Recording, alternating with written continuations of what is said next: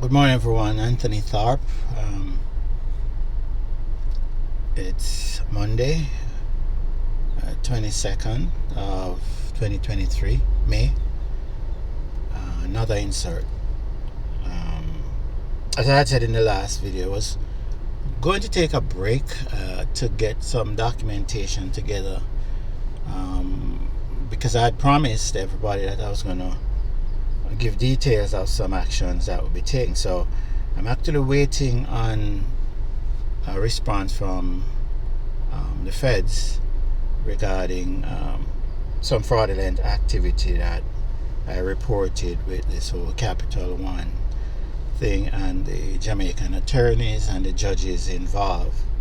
So that's afoot. That's going through the processes, and I expect to have that information to share with everyone that's been following this channel and the discussion surrounding corruption and all of that in Jamaica, which is critical to Jamaica's progress and its people.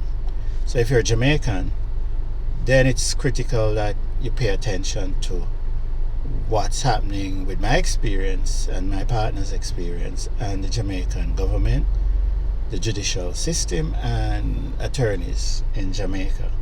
If you're not Jamaican, then guess what? And you're in the Caribbean or any other country in the world, you're likely to be experiencing similar events, maybe not as dramatic or clear cut or brazen, but it does happen, where you have the state agencies and the courts and the corrupt people that infest these institutions really hurt other people. And it's not good for anybody, because ultimately it undermines the very systems we have in place to protect us as a people, as a nation, so we don't fall into anarchy and chaos and dictatorships.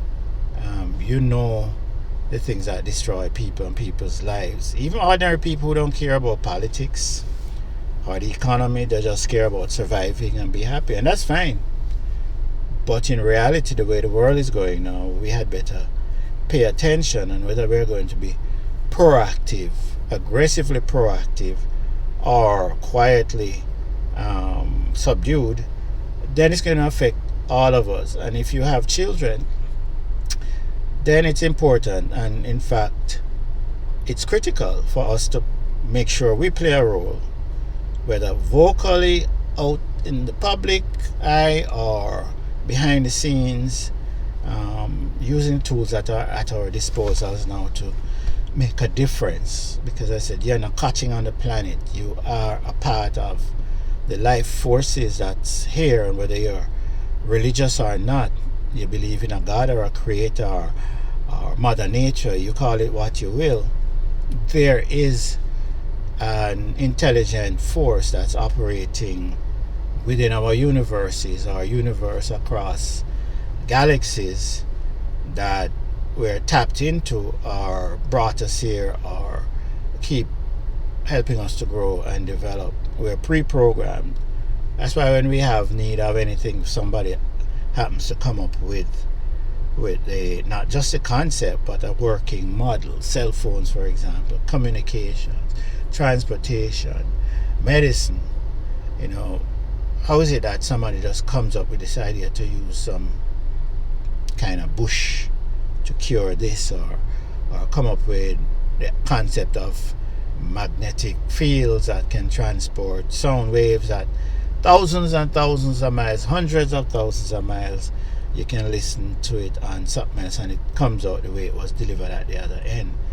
So there's a lot going on that a lot of us don't want to get involved with, because they might seem a little complex and it detracts from our everyday lifestyle. We're just looking for a simple life. But in short, everything that happens in the universe and within our planet and across the globe and on the islands or countries we live in are connected. Nothing happens in the Americas that won't affect people living in the Caribbean, or won't affect people living in Europe, or affect people that's living in Africa. Because the world is so now, because of communications and all of that, so tiny that the influence is there. We're going to be affected. And a recent reminder is the pandemic, this whole COVID pandemic, which shut down the planet, shut it down literally. So that should be a reminder and a warning to everybody that we're not so disconnected and we're not so disjointed. And there are people who've manipulated us throughout the centuries so that they can empower themselves and damage the rest of us. So they've invented all kind of systems, whether political systems, economic systems, that work to destroy us. And a lot of people don't look at certain economic systems as economic systems. We keep talking about, for example, racism. The whole concept of racism didn't come up because some people hated people. They saw an advantage in putting people against each other, allowing people to hate each other and competing and holding down others so that they could build an economic system that's not based on equity or fair play or even political systems. So, and that has affected us. And I'm mentioning that because one of the topics I want to discuss this morning is the constitutional amendments or change to the constitution that apparently will be taking place in Jamaica. Or that's the objective anyway, to change the constitution. And it's important that we recognize that changing the constitution should involve participation of as many people as possible. And in fact, it's written in the constitution. I think it said 2/3 majority of the people have to agree to the constitutional change. I have to go and revisit. Is it 2/3 majority of the voting public, or is it 2/3 majority of the population? So we have to check on that, because politicians, attorneys who advise politicians, they play tricks and they'll use semantics to trick us out of our rights. So we have to be careful. If we're having a change in the constitution, I know we have to have a majority of the people agreeing to it. But what's been happening in Jamaica's case, and if you have been observing, you've seen where we have the present government and maybe the opposition to a lesser extent. They're involved in discussing constitutional changes. They're making this, they're suggesting that. But then the involvement of the people is no, we don't see that. We don't see that. And what that spells to me is that's not in keeping with the constitution. You have to engage the population. You have to engage everybody, even the children who are in high school or school that will be affected by this constitution down the road. We need to get them buzzing and discussing it with their parents so that their parents become more involved. In fact, what I'm suggesting is that we need to launch a national campaign, if not international campaign, so that every Jamaican, regardless of whether they're on the island or not, can participate in making a decision as to how do we go forward as a nation. Because that's what keeps us unified. If only a tiny handful of people in Parliament decides on a change and then push that change down our throats, then obviously majority of people mightn't agree with it, and it could have serious repercussions down the road. And that's why sometimes you have countries falling apart. And so we have to be very careful and not be negligent on our part and sit by and allow manipulative politicians to take advantage of us, or take advantage of the fact that only a fraction of the population really pays attention to politics. A change in the constitution is not politics. So I don't think this is about the two-party system or politicians. This is about you. A change of the constitution is a document that governs how you live in a particular country. So whether you're politically affiliated to any political organization or not is irrelevant. What you need to do is understand you need to participate and give your opinion, have discussions around suggested strategies or suggested models of the constitution, and then decide unanimously, a majority of the population, that this is how we want to proceed. Because that is the greatest power of having a democracy, is having the participation of the majority of people, so that when a decision is made, the rest of us who may not be a part of the majority might say, you know what, I'll work along with it because I had an opportunity to express what I wanted, didn't get the support, The majority of people say they want to go this way, so I will go along with it, because that will guarantee that we have that right down the road to continue to have a discussion around issues and even amend the Constitution another time if we have to. The other reason I think it was written in the Constitution, or is written in most constitutions, where you have a vast majority where you need a vast majority of the population to make a vote on a referendum or referendum, whichever you prefer. I won't go into the semantics of it or the enunciations of words, but in essence, understand that a referendum simply means the vast majority of people must vote on a particular issue, and the majority will win. So, having said that, the Constitution as we have it now, I know for a fact, says the majority we have to have a referendum to effect a change of the Constitution. And the reason for that is to ensure that no small group of politicians can sit there and manipulate the Constitution or manipulate changes in Parliament and say, oh, that's a constitutional change and it's legit. No, it's not. And the reason we need a majority of people is to keep these politicians in check. Because if we had any other system where they could just go in and make changes, and I mean, we see that in a lot of countries around the world where politicians go in and change the Constitution overnight to accommodate them and their dictatorship regimes. And so we always have civil wars and all of that springing and people suffering, their human rights being violated. So in Jamaica's case, we shouldn't have that, because it takes a majority, and having a majority puts a limit or control on how politicians should progress or suggest we have changes.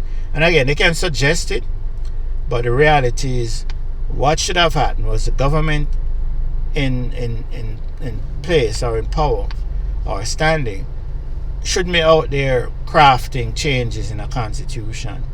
They should have started a mass national campaign where you have from the smallest community in the country being given the task of discussing changes, having people or organizations, not necessarily political organizations, because remember, a referendum or a change in the Constitution is not about a political party or their agenda.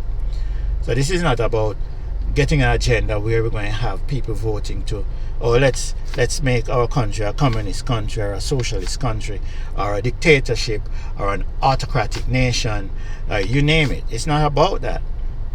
And in fact, a constitutional change shouldn't embrace any one political system, but should be one that affects the management and control of a nation through majority rule and whatever it wants to be called.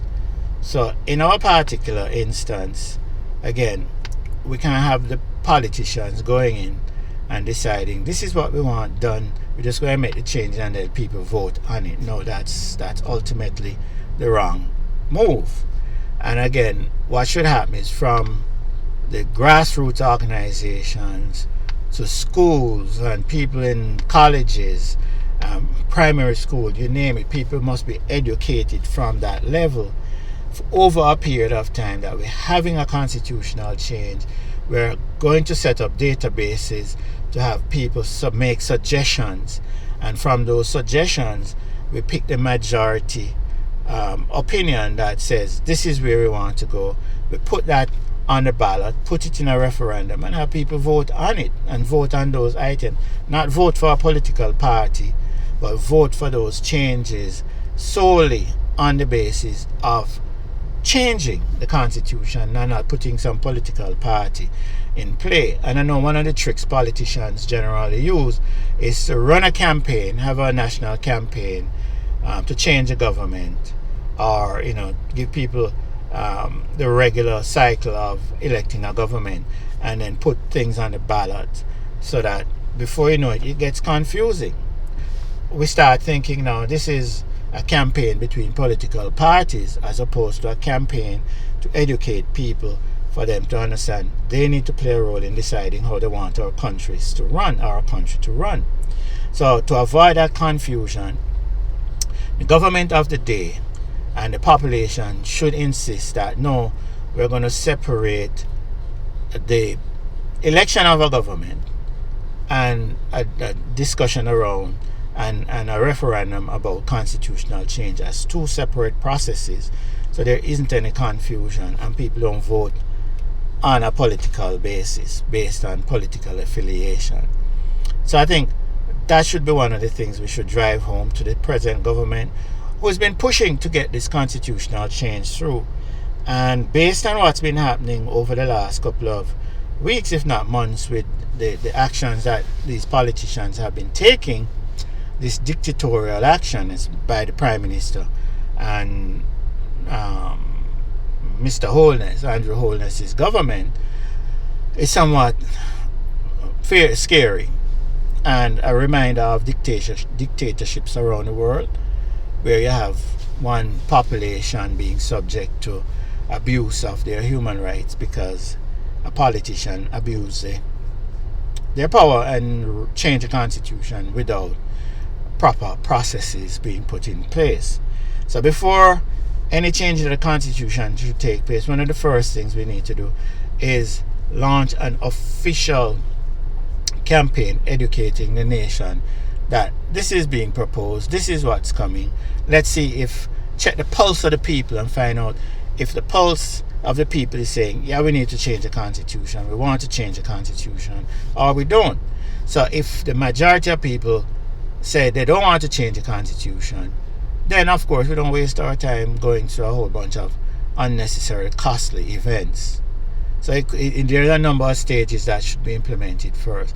And secondly, we need to then have people, the citizens of the country, whether they're in the country or not, set up a database or a process or a system where they can submit their suggestions for change.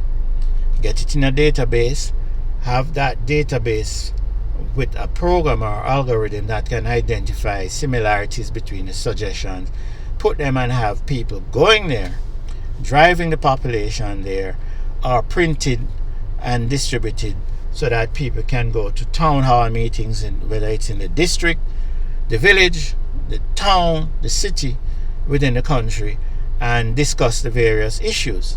And based on the votes that come out of those meetings, at that level, then whatever the majority decides is put out there, put on a common platform or a manifesto, and have people then vote on those things in a referendum. And remember, again, I'm not saying we should have a national election electing government officials at the same time. It must be two separate processes. So there isn't a confusion on the part of the nation that I'm supporting one political party as opposed to the other. It has nothing to do with the political parties, because we want to have a pure system in place. Let me take this call, please.